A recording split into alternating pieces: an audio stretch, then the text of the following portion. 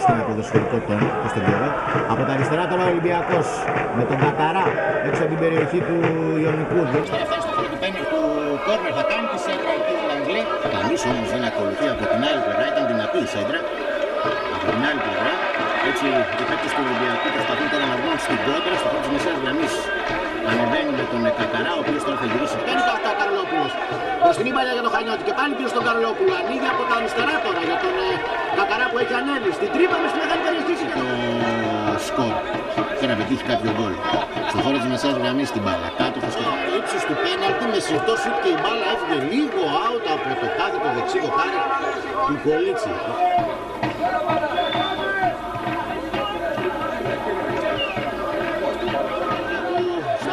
Καλύτερα για τον Μπουλούτ και ο Μπουλούτ από τα δεξιά τη φέρνει στα αριστερά για τον Κακαρά, ο οποίος ανεβαίνει και θα βγάλει τη συζητή μπαλά στο ύψος μεγάλης περιοχής εκεί για τον Καρλόπουλο. Μπροστά ήδη συμπληρώσαμε μάλλον τώρα συμπληρώνουμε το 46ο λεπτό. Με μια αλλαγή ξεκίνησε ο Ολυμπιακός Βόλος από το δεύτερο ημίχρονο. Στη θέση του Καρλόπουλου πέρασε ο Πέτρος ο Κοντέων. Θέλησε να ενισχύσει περισσότερο την επιθετική του με ψηλούς παίκτες. Ενώ εκείνο που θα λέγαμε ότι είχε αλλάξει ο προπονητής του Ολυμπιακού Βόλου είναι ότι τώρα προσπαθεί να κάνει επιθέσεις στην περιοχή. Όμως ξέρουμε ότι όταν μια ομάδα έχει την περιοχή και κάνει τις πιο πολλές οι γηπεδούχοι βρήκαν τα συστατικά εκείνα και έφεραν στα ίσια το παιχνίδι. Είναι γέμισμα που τα κάνει ψηλά για τον Φουρτάντο, πρέπει να είναι και ο Σάιντ εκεί. Λίγα θα πιστέψει, με αποτέλεσμα να μην επιτυχαίνουν αυτό που θέλουν. Θα πρέπει να τρέξουν τώρα οι παίκτες του Ολυμπιακού, εκεί ο Κακαράς έζησε τα πράγματα και ξαναφεύγει μπροστά. Το τελευταίο λεπτό διανύουμε της κανονικής διάρκειας του παιχνιδιού. Έχασε! Έλα, πρεσάρισε! Λά ο Γιάννης! Βόλια το Γιάννη, βόλια το Γιάννη!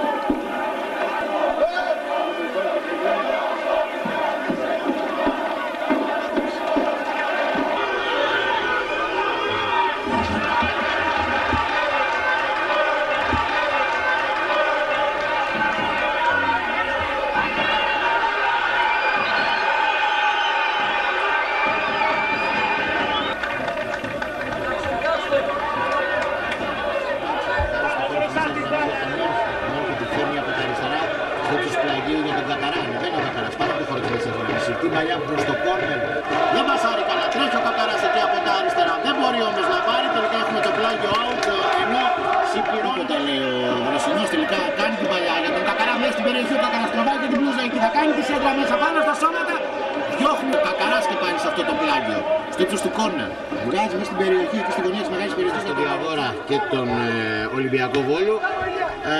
Είχαμε και την κίτρινη κάρτα πριν θα τα πάτε στη θέση του Λάμπρου του Χανιώτη.